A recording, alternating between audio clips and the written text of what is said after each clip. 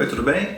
Eu sou o Arthur, eu sou professor de português, especialista em gramática comparativa e redução do sotaque, e hoje a gente vai falar sobre a dispersão geográfica do português, ou seja, os lugares, os países, para onde você consegue ir, onde até você consegue trabalhar se você fala português. Mas antes de a gente falar sobre isso, eu sempre quero lembrar que você acha que esse vídeo aqui está muito rápido, você sempre pode baixar a velocidade aqui nas configurações. Os primeiros lugares bastante óbvios onde se fala português, se você está assistindo esse canal, o primeiro lugar especificamente é o Brasil. Claro que você pode falar português no Brasil, na América do Sul. Você tem ali praticamente metade da América do Sul, corresponde ao território do Brasil. A outra metade é diversos países colonizados pela Espanha, pela França, pela Inglaterra, pela Holanda. Mais da metade da América do Sul fala português justamente em um país que é o Brasil. Ainda na América, você consegue, por exemplo, falar português na América do Norte, não especificamente como língua oficial, mas em algumas cidades especificamente, ou alguns estados, algumas províncias, estados americanos, províncias canadenses, onde existe uma concentração muito grande de brasileiros. Principalmente, eu diria, na Flórida, na Califórnia, em Massachusetts e em New Jersey, Você tem muita gente na volta de Boston, muitos brasileiros que moram na volta de Boston. Você tem muitos brasileiros em Newark, ali onde está o aeroporto, aquela cidadezinha ali de Jersey, próxima justamente a Nova York,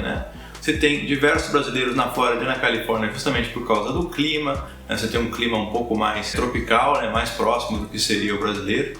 Então você tem bastante brasileiro nos Estados Unidos. No Canadá também tem uma concentração muito grande de brasileiros, principalmente em 3 cidades, Seria Toronto, Vancouver e Montreal. Então você sempre acaba conhecendo um ou outro brasileiro, Isso é uma coisa bem interessante. Depois, se nós pensarmos na África, os principais países ali africanos que falam português são Angola e Moçambique, pela questão justamente do tamanho deles. O território de Angola e de Moçambique é muito maior que de qualquer outro país que fale português na África, até infinitamente maior do que o próprio Portugal. Então, esses dois principalmente. Mas claro que você tem Cabo Verde, São Tomé e Príncipe, a Guiné Equatorial, O português é uma língua relativamente bem representada na África. Claro, não tanto quanto o francês ou o inglês em termos de línguas oficiais, Claro, sempre é bom lembrar também aqui que na África, tanto Angola quanto Moçambique, o Cabo Verde, eles têm línguas nativas, línguas indígenas, vamos dizer assim, nativas daquela terra, que claramente não são o português, mas eles aprendem português na escola, Então é interessante, você consegue visitar vários lugares da África sabendo português. A parte mais curiosa, de onde o português chegou, é mais propriamente na Ásia, Na Ásia você só tem um país que oficialmente, que é um país independente, que oficialmente fala português, que é o Timor-Leste. É um país extremamente pequeno, ao sul da Indonésia, o Timor-Oeste, vamos dizer assim, ainda é uma província da Indonésia, mas o Timor-Leste se tornou um país independente.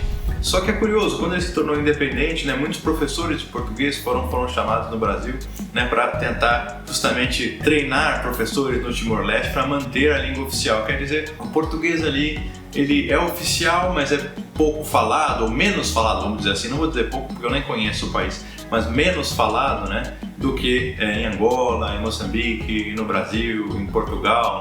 De fato, ali é uma situação curiosa, porque fora o Timor-Leste, você tem, claro, muitos brasileiros que vivem no Japão. Não sei se você sabe disso, mas a maior comunidade japonesa do mundo, fora do Japão, está no Brasil. Então isso significa que o movimento contrário, de brasileiros de origem japonesa que vão até o Japão, é uma coisa relativamente comum. Você sempre tem muitos brasileiros que se mudam para o Japão. Então é possível você, nas grandes cidades, de Tóquio, Osaka, ou até uma cidadezinha que eu já li umas reportagens, Hamamatsu, tem muitos brasileiros. É possível que você consiga falar português lá também. A província indiana de Goa, que era um território português, ainda hoje conserva algumas pessoas que falam português, mas infelizmente ali também o português é mais uma coisa oficial do que um fato, Não é uma língua utilizada todos os dias, em todos os momentos, mas é possível que você encontre alguém que ainda fale português em Goa, da mesma forma que você poderia encontrar alguém que fale português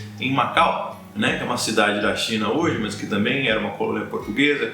O português ali tecnicamente é oficial, mas na prática poucas pessoas falam, né? Mas é possível, então aí pelo menos em Goa, em Macau, no Timor-Leste, né, em alguns lugares do Japão, né, é possível que você encontre pessoas que falem português na Ásia. E claro, né, por último, na Europa, claramente você consegue encontrar milhões de pessoas que falam português em Portugal, né? É a língua oficial, é a origem da língua portuguesa, né?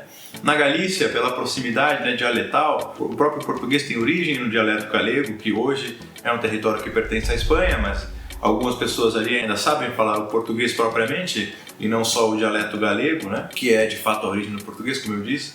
Mas você também encontra comunidades de portugueses que foram ao exterior, especialmente na França, no Luxemburgo, na Suíça, né? Existem ali comunidades portuguesas muito numerosas, então é possível que você caminhando pela rua você encontre naturalmente portugueses, né? Falando português.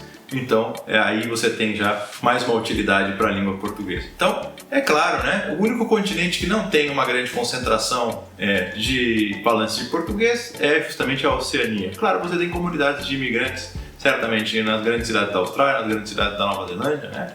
Wellington, Auckland, né? Sydney, Brisbane, nessas cidades todas aí, você com certeza vai encontrar algum português ou algum brasileiro, mas pelo menos em termos de comunidades brasileiras no exterior, é muito menos brasileiros lá do que no Canadá, do que nos Estados Unidos, né? É mais incomum que você encontre pessoas falando português na Oceania. Mas nos outros 4 continentes, que aqui no Brasil nós aprendemos que, né, os continentes são 5, né? A América como um todo, a Europa, a África, a Ásia e a Oceania. Você praticamente ignora a Antártica, né? Ninguém se importa com esse continente gelado em que ninguém mora, né? Mas você consegue, falando português, você consegue ir para a América do Sul, claramente, para algumas cidades onde tem muitos brasileiros e portugueses na América do Norte.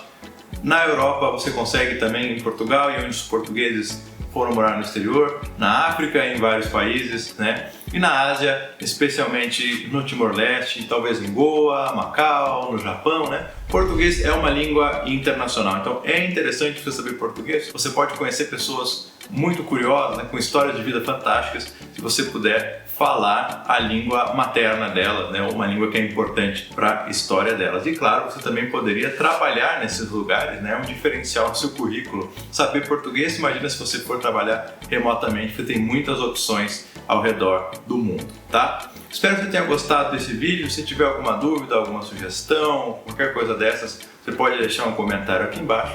E se não, eu espero ver você na próxima, ok? Grande abraço. Tchau, tchau.